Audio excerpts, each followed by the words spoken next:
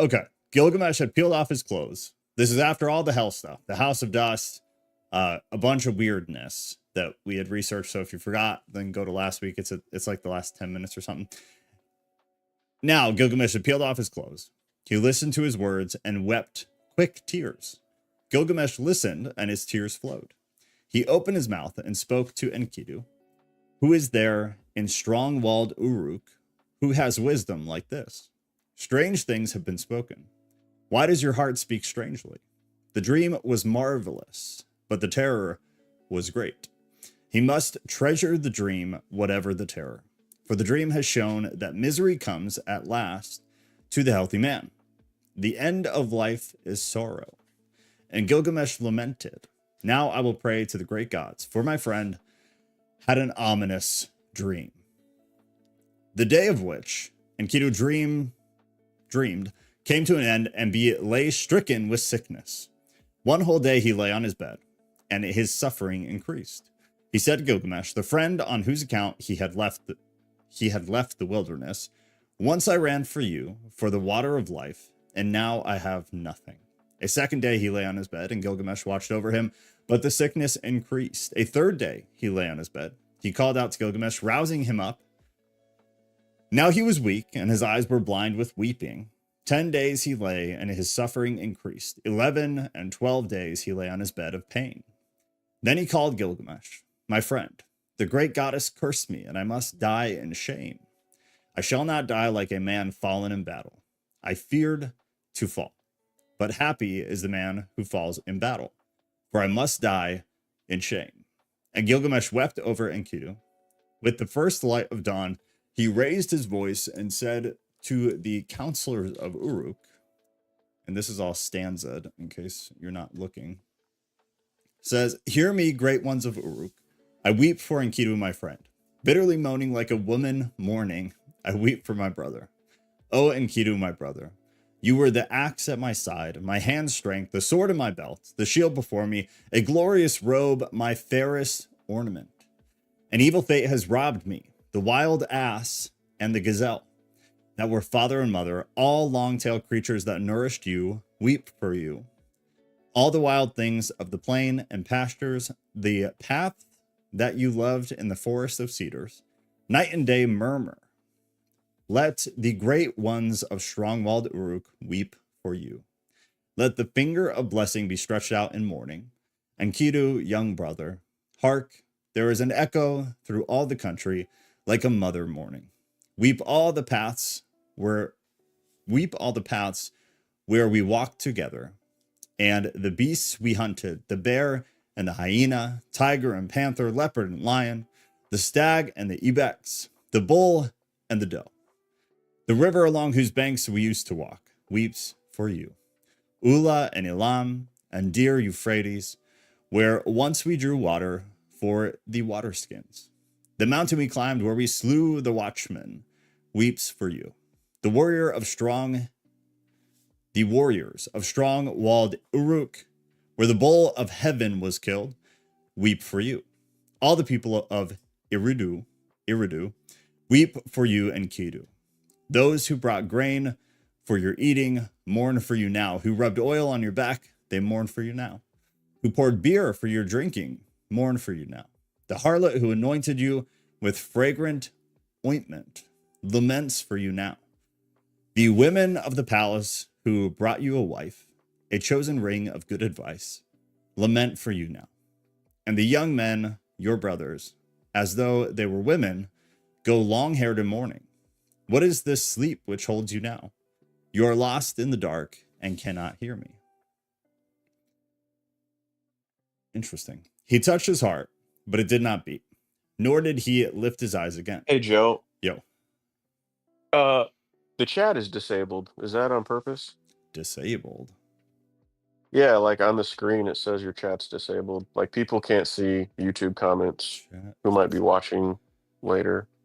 Is it still working? Or on another platform. Did that just come through? I'll give it a second. Let me try to just restart the widget there. All right, it's up on my end, so after the lag, Let's see. Yeah, there it is. Okay, cool. Thank you Cool, for cool. telling me. The Egyptians also had a sacred bull which was killed by Cambyses, son of Cyrus the Great. Was it a bull? You might be right. I think you're right. Let me grab that.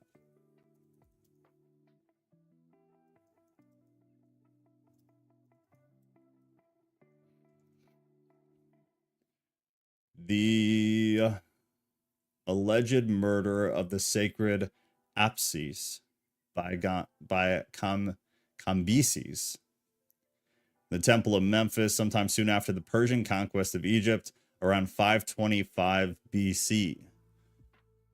Good ad. That's right. They did. The Apis Bowl, or Apis Bowl.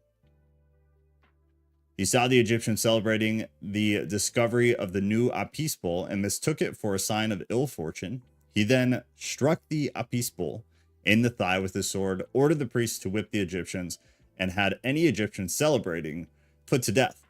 I don't remember the greater context of this. Luigi, if you do and you can summarize it in like whatever the YouTube chat limit is, that would be great, because I don't want to waste too much time. But they did have a really similar story, down to like the way, at least to some degree, the way that the bull was slain, right? Am I remembering that right? Like, I've heard of the Apis bull, but I've never really looked into it. It's an interesting story. I don't remember. Luigi, if you do, otherwise I'm gonna keep it up because I want to read it when we're done. And if we have time, I'll just read the whole thing. But it was very similar,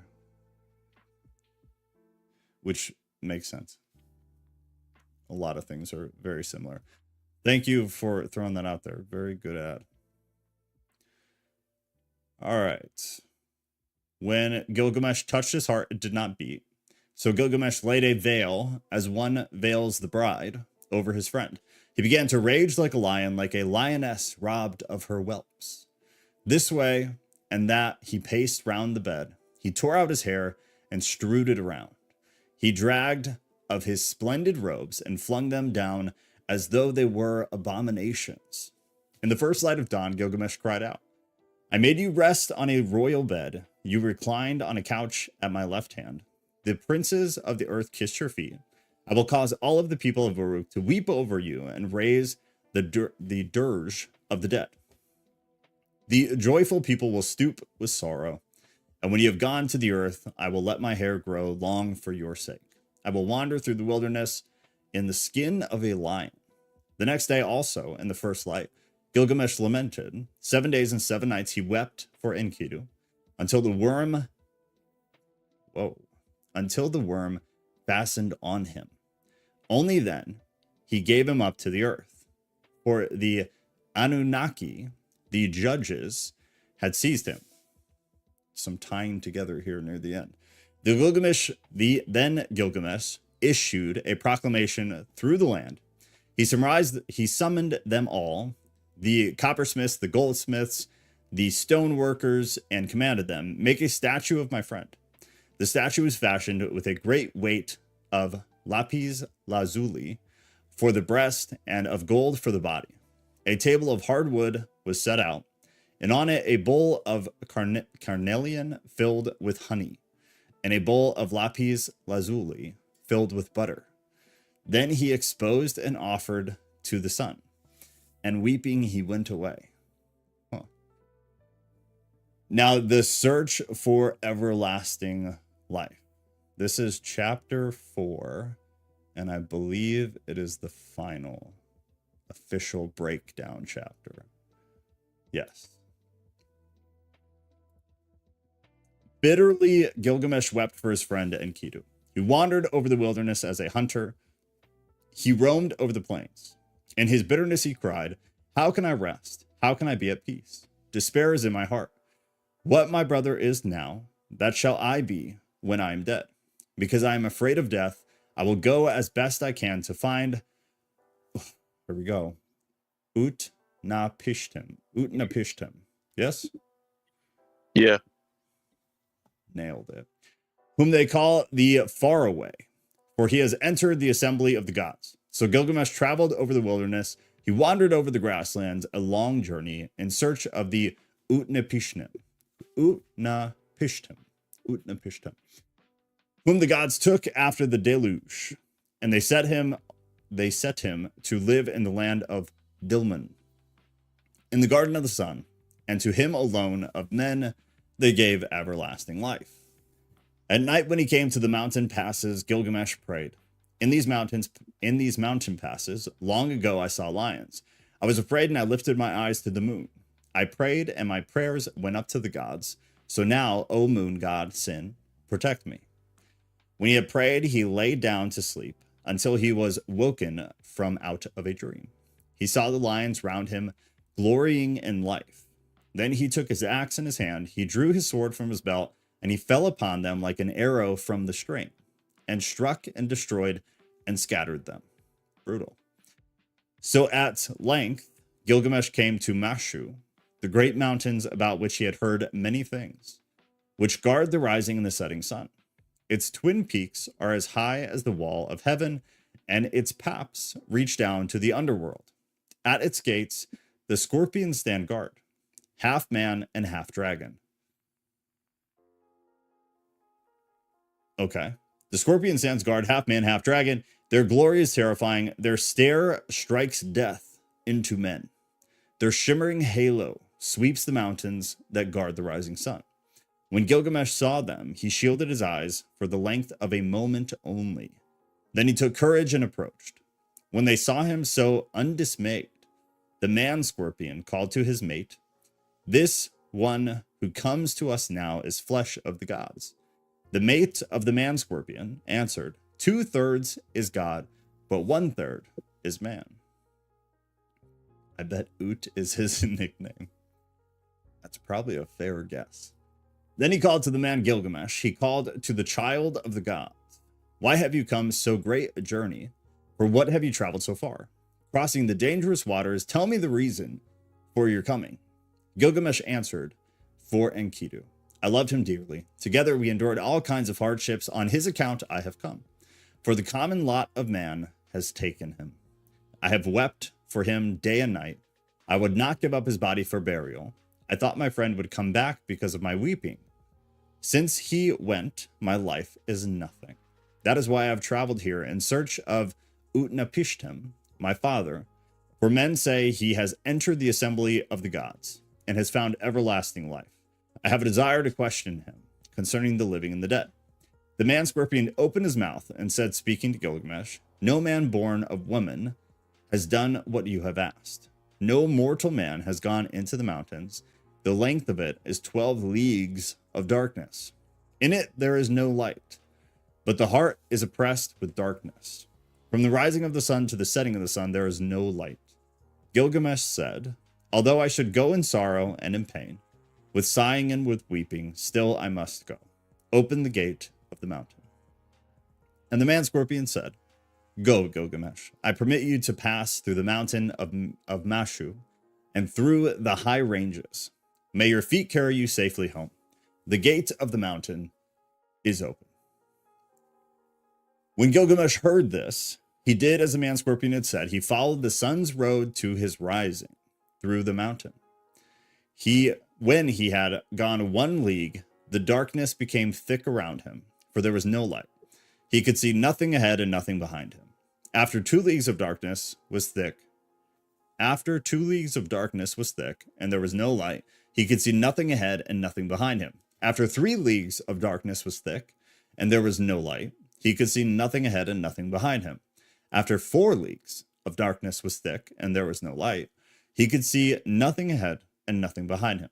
At the end of the 5 leagues, the darkness was thick, and there was no light. He could see nothing ahead and nothing behind him. At the end of 6 leagues, the darkness was thick, and there was no light. He could see nothing ahead and nothing behind him. When he got to 7 leagues, the darkness was thick, and there was no light. He could see nothing ahead and nothing behind him. 8 leagues, It changes. Right when I was about to give up on it. When he had Gene 8 leagues, typo. When he had seen 8 leagues, Gilgamesh gave a great cry, for the darkness was thick, and he could see nothing ahead and nothing behind him. Maybe it's not going to change. After 9 leagues, he felt the north wind on his face. There we go. But the darkness was good God. But the darkness was thick, and there was nothing, and there was no light. He could see nothing ahead and nothing behind him. 10 leagues. The end was near. After 11 leagues, the dawn light appeared, and at the end of 12 leagues, the sun streamed out. Thick darkness. Oh. Yeah, the redundancy. They do love it. They do. There was the garden of the gods. All around him stood bushes bearing gems. Seeing it, he went down at once, for there was fruit of carnelian, with the vine hanging from it, beautiful to look at, lapis lazuli, leaves hung thick with fruit, sweet to see. The thorns and the thistles, there were, good God, there were, does anybody know this word? Hematite? Hematite.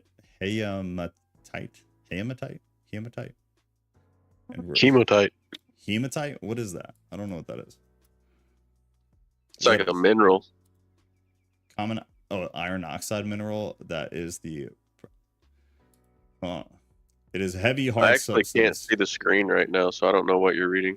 Oh, okay. It's, I mean, that makes sense in context. Rare stones, agate, and pearls from out of the sea. So it is a common iron oxide mineral that is the primary ore of iron. It is a heavy, hard substance that is found in rocks and soils and has a chemical formula of blah, blah, blah. Hematite. Oh, it's a weird spelling. Okay. Is the most important iron ore because it is abundant and contains up to 70% iron. Interesting. Okay. So the hematite and rare stones, agate and pearls from out of the sea. While Gilgamesh walked in the garden by the edge of the sea, Shamash saw him, and he saw that he was dressed in the skins of animals and ate their flesh. He was distressed, and as he spoke, he said, "No mortal man has gone this way before, nor will, as long as the winds drive over the sea." And Gilgamesh, he said, "You will never find the life of which you are searching." Gilgamesh said to glorious Shamash, "Now that I have toiled and strayed so far over the wilderness, am I to sleep and let the earth cover my head forever? Let my eyes see the sun until they are dazzled with looking. Although I am no better than a dead man, still let me see the light of the sun." Beside the sea she lives, the woman of the vine, the maker of wine. Siduri sits in the garden at the edge of the sea, with the golden bowl and the golden vats that the gods gave her.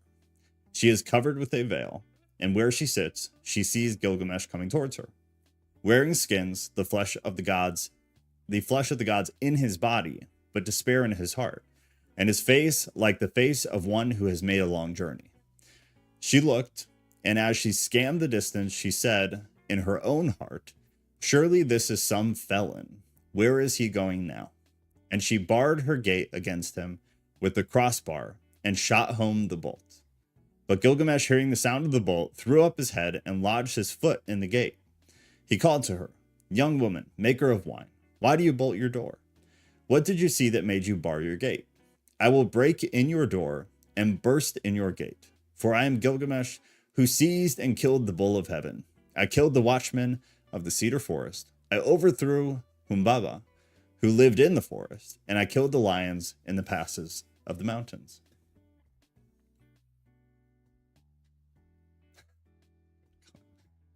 Then Siduri said to him, "If you are that Gilgamesh who seized and killed the bull of heaven, who killed the watchman of the cedar forest, who overthrew Humbaba that lived in the forest, and killed the lions in the passes of the mountains, why are your cheeks so starved, and why is your face so drawn? Why is despair in your heart, and your face like the face of one who has made a long journey?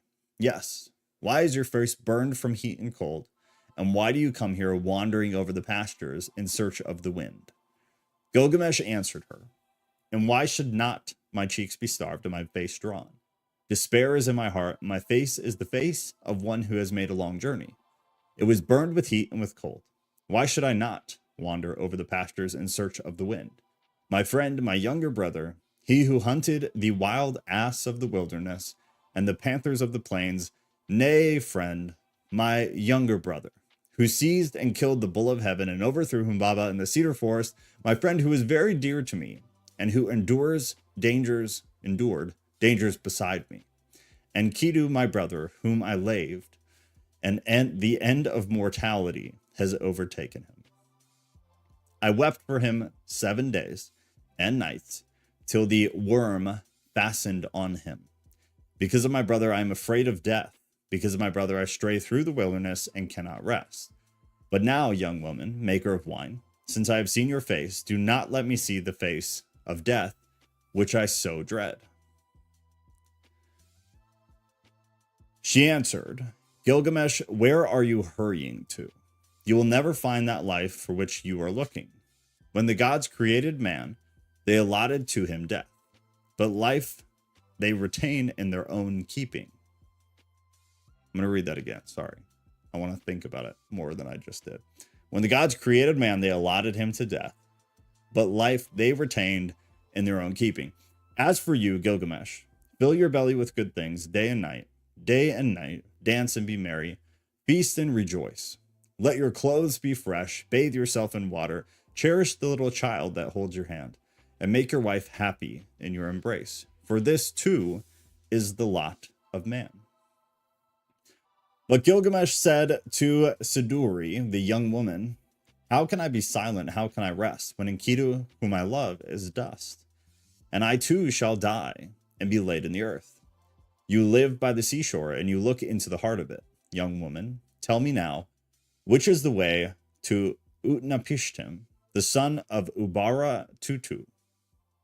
What directions are there for the passage? Give me directions. I will cross the ocean if it is possible.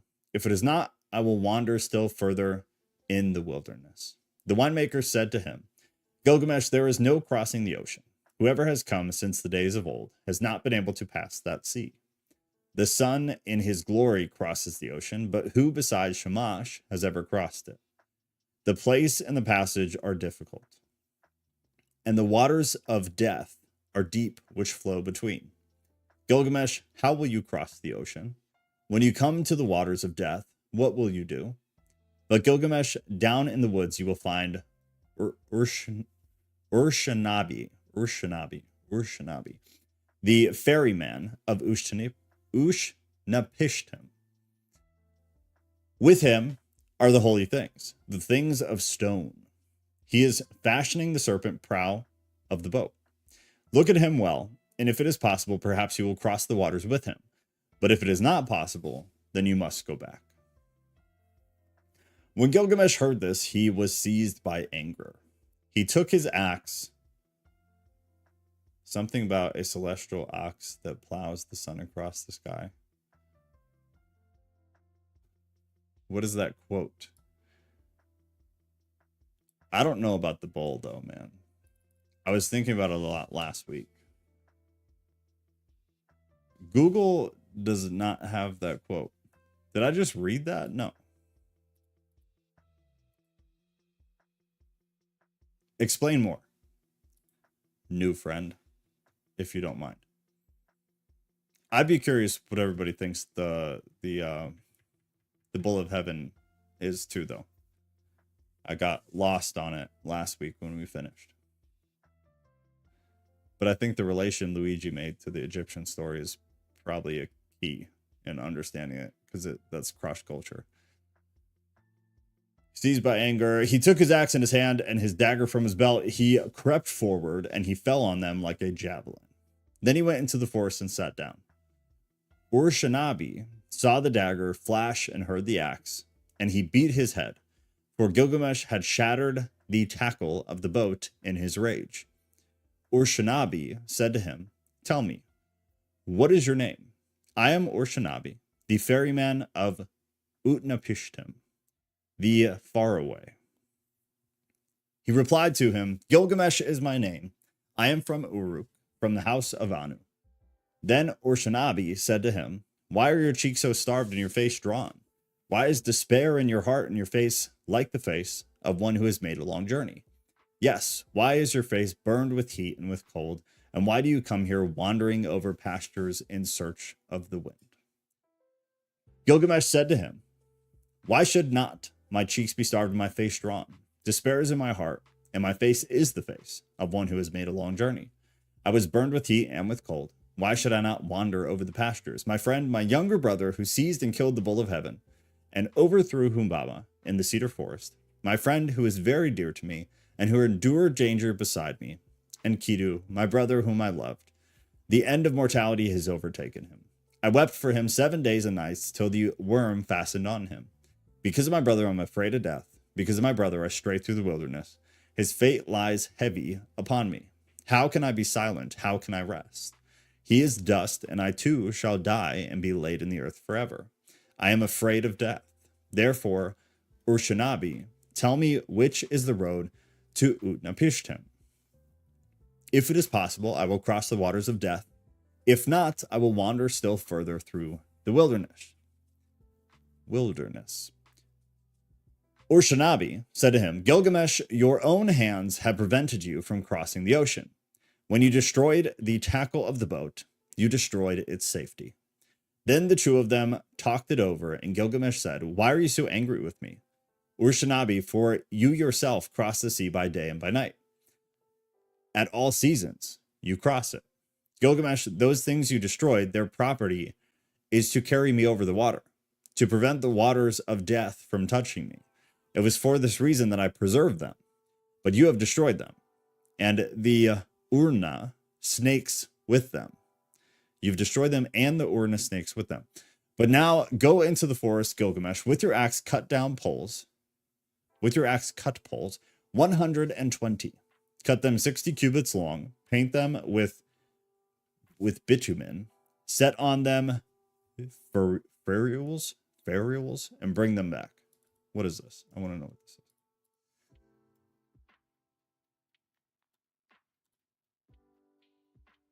What reinforces the joint between two pieces of material?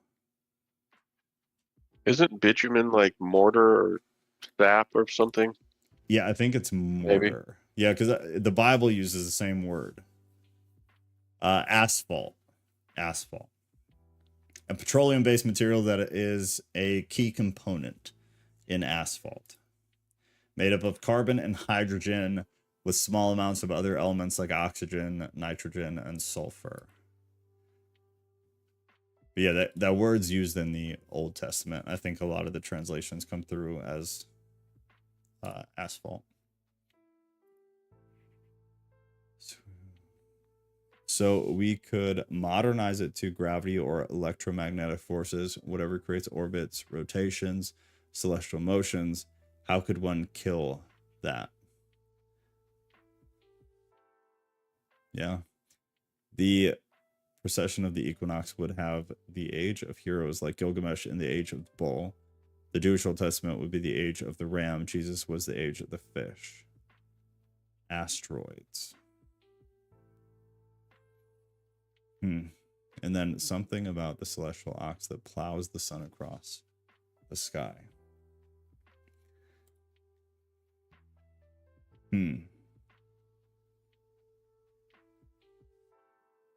Okay, we'll come back. I'm reeling now. Okay, so he's got to go get materials. When Gilgamesh heard this, he went into the forest. He cut poles 120. He cut them 60 cubits long. He painted them with bitumen. So it's got to be it's got to be a coating of some kind, especially like in context for water, which would make sense. It's got to be a waterproofing solution of some kind. He set on them ferules, and which are, I guess, like pivot points. Functionally is what it looked like from what I was just looking at. And he brought them to Urshanabi. Then they boarded the boat. Gilgamesh and Urshanabi Ur-Shanabi, together launching it out on the waves of the ocean. For 3 days they ran on as it were a journey of what? For 3 days they ran on as it were a journey of a month and 15 days. And at last Ur-Shanabi brought the boat to the waters of death. Then Ur-Shanabi said to Gilgamesh, "Press on, take a pole and thrust it in. Do not let your hands touch the waters." Gilgamesh, take a second pole, take a third, take a fourth pole. Now Gilgamesh, take a fifth, take a sixth, and a seventh pole. Gilgamesh, take an eighth and a ninth and a 10th pole, take an 11th and a 12th pole. After 120 thrusts, Gilgamesh had used the last pole. Then he stripped himself. He held up his arms for a mast and his covering for a sail. So Ur-Shanabi, the ferryman, brought Gilgamesh to Utnapishtim, who they call the faraway, who lives in Dinnan, at the place of the sun's transit. Eastward of the mountain, to him alone of men, the gods had given everlasting life. Now, Utnapishtim, where he lay at ease, looking into the distance, and he said in his heart, musing to himself, "Why does the boat sail here without tackle and mast? Why are the sacred stones destroyed? And why does the master not sail the boat? That man who comes is none of mine. Where I look, I see a man whose body is covered with skins of beasts. Who is this who walks up the shore behind Ur-Shanabi? For surely he is no man of mine." So Utnapishtim looked at him and said, "What is your name? You have come here wearing the skins of beasts, with your cheeks starved and your face drawn. Were you hurrying to now? Where are you hurrying to now? For what reason have you made this great journey, crossing the seas whose passage is difficult? Tell me the reason for your coming."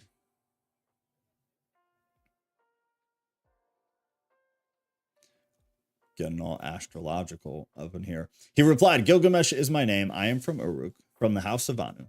Then Utnapishtim said to him, "If you are Gilgamesh, why are your cheeks so starved and your face drawn? Why is despair in your heart and your face like the face of one who has made a long journey? Yes, why is your face burned with heat and cold? And why do you come here wandering over the wilderness in search of the wind?" Gilgamesh said to him, "Why should not my cheeks be starved and my face be drawn? Despair is in my heart. My face is the face of a man who made a long journey. It was burned with heat and with cold. Why should I not wander over the pastures? My friend, my younger brother, who seized and killed the bull of heaven and overthrew Humbaba in the cedar forest, my friend who is very dear to me and endured danger beside me, and Kidu, my brother whom I loved. The end of mortality has taken him. I wept for him 7 days and nights till the worm fastened on him. Because of my brother, I'm afraid of death. Because of my brother, I strayed through the wilderness. His fate lies heavy upon me. How can I be silent? How can I rest? He is dust, and I shall die also, and be laid in the earth forever." Again, Gilgamesh said, speaking to Utnapishtim, "It is to see Utnapishtim, whom we call the faraway, that I have come this journey. For this I have wandered over the world. I have crossed many difficult ranges. I have crossed the seas. I have wearied myself with traveling. My joints are aching, and I have lost acquaintance with sleep, which is sweet. My clothes were worn out before I came to the house of Suduri. I have killed the bear and hyena, the lion and the panther, the tiger and the stag, and the ibex, all sorts of wild game, and the small creatures of the pastures.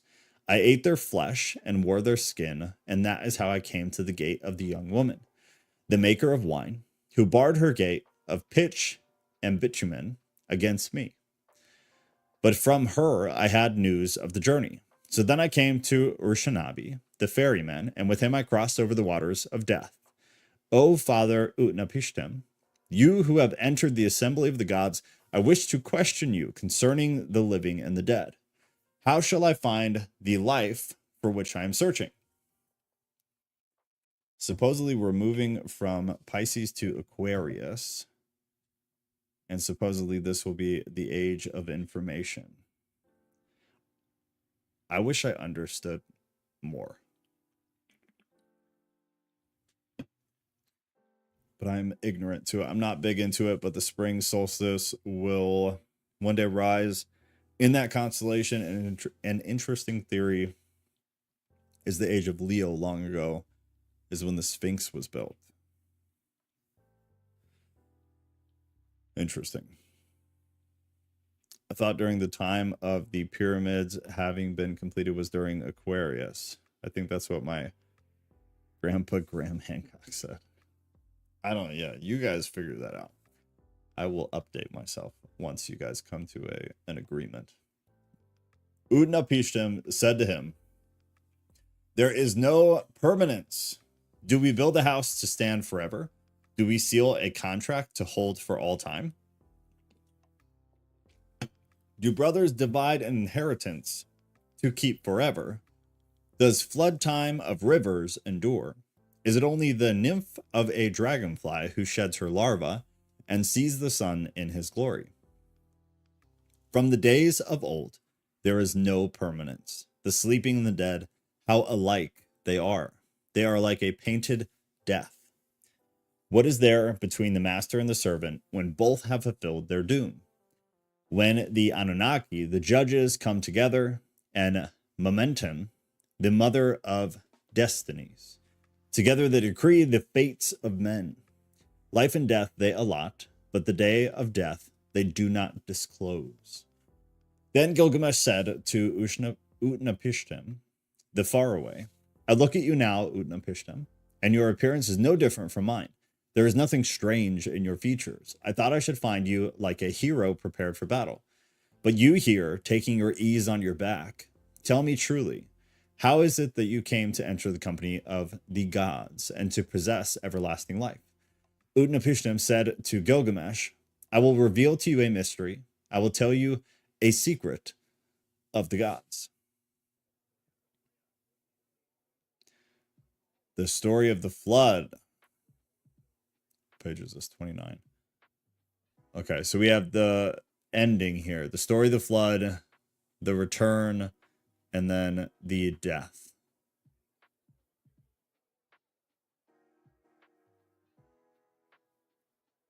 And let's see, 6 is 2 pages and 7 is 1 page. We might be able to burn through it. The water damage.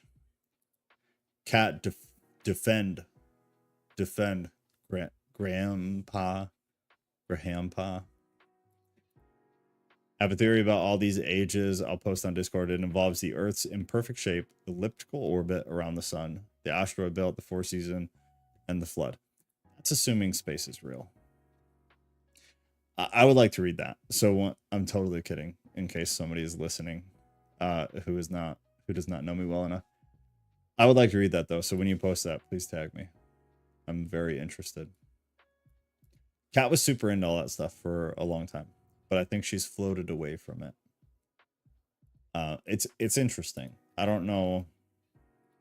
It's interesting. The story of the flood. I'm going to try to burn through this in the next 13 minutes. Because then that would perfectly set us up to just wrap up next week.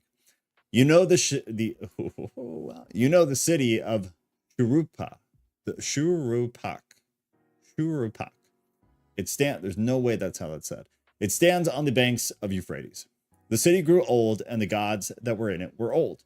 There was Anu, lord of the firmament, bam, their father, and the warrior Enlil, their counselor, Ninurta, the helper, and Enugi, watcher over canals, and with them also was Ea.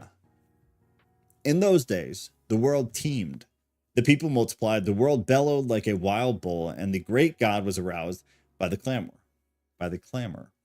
Enlil heard the clamor, and he said to the gods in council, the uproar of mankind is intolerable, and sleep is no longer possible by reason of the babel. So the gods agreed to exterminate mankind. Here we go. This is the important part, by the way. I should probably preface this. This is the part that I've referred to 1,000 times when we've gone through like Genesis and talked about some of the other origin possibilities or I mean, I guess just that. When we've talked about Genesis and the origin of everything, and I've brought up a bajillion times, like the story of the flood is not, it's not unique to Genesis. It's also not unique to Mesopotamia. It's kind of a broad story that was shared among a lot of the cultures of the time. But the Mesopotamian one, there are a lot of aspects of it that correlate. So this is the part, if nothing else. If you can't listen now, read it later. It starts on page 29 in the text that we linked in Discord.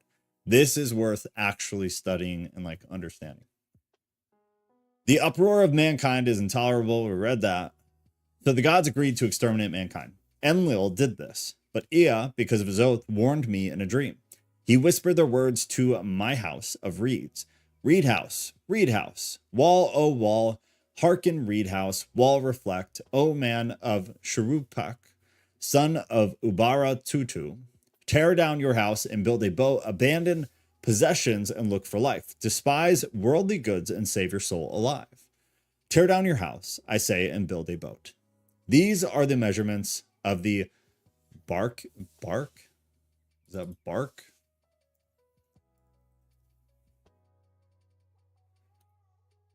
What? There's no way those are the same thing. It's a bark, right? The boat. I think that's how you say it. These are the measurements of the bark as you shall build her. Let hex beam equal her length. Let her deck be roofed like the vault that covers the abyss. Then take up into the boat the seed of all living creatures.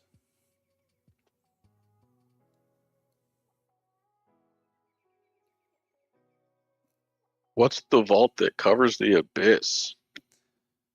Let her deck be roofed like the vault that covers the abyss.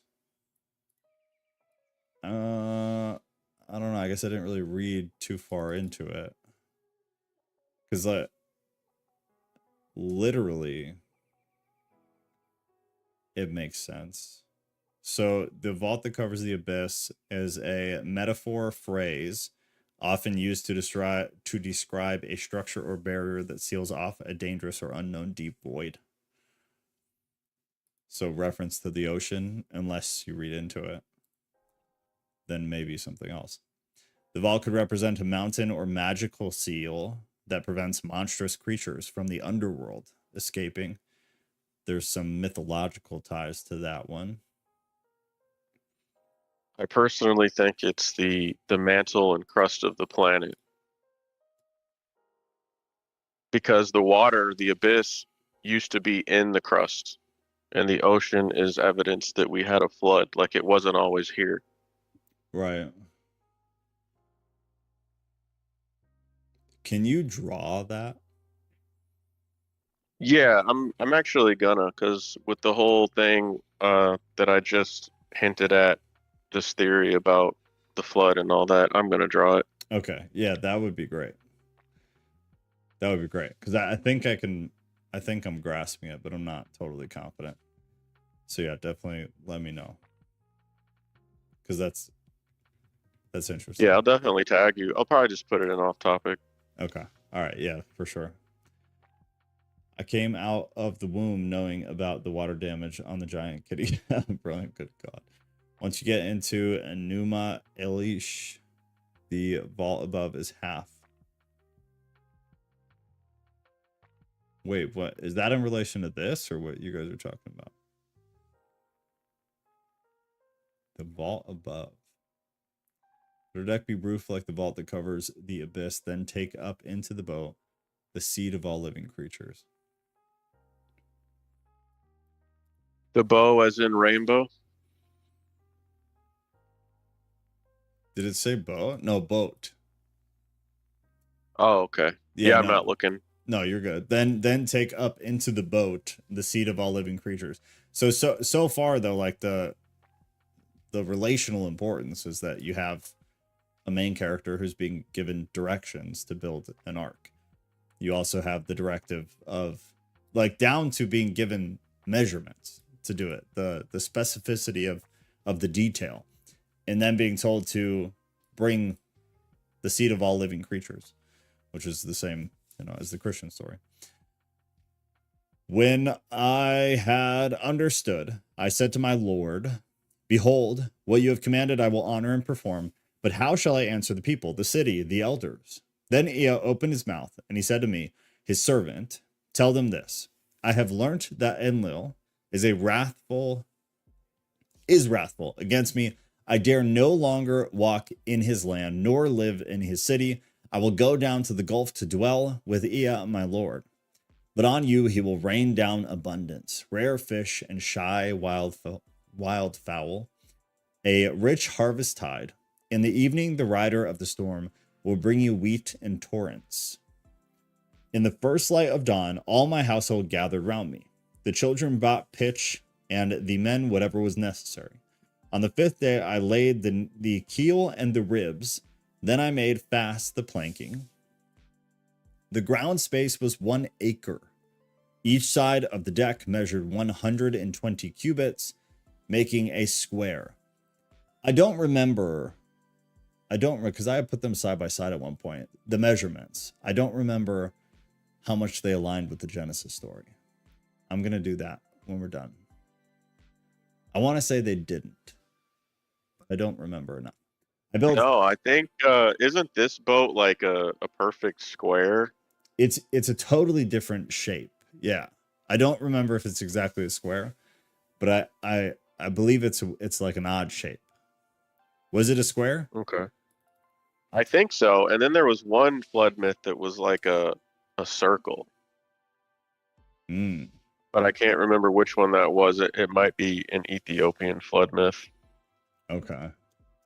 All right, yeah, I'm going to look when we're done because I don't remember. I'll try to find that other one too. Okay. 1 acre. I built 6 decks below, 7 in all. I divided them into 9 sections with bulkheads between. I drove in wedges where needed. I sawed to the punt poles and laid in supplies. The carriers brought oil in baskets. I poured pitch into the furnace and asphalt and oil. More oil was consumed in caulking, and more again the master of the boat took into his stores. I slaughtered bullocks for the people, and every day I killed sheep. I gave the shipwrights wine to drink as though it were river water, raw wine and red wine and oil and white wine. There was feasting then as there is at the time of the New Year's festival. I myself anointed my head. On the 7th day, the boat was complete. And I'm going to stop us there because I know Kat is cooking because I can smell it and I don't want to be late. And that's also just a great place to kick off. So the boat is complete and then we'll pick that back up.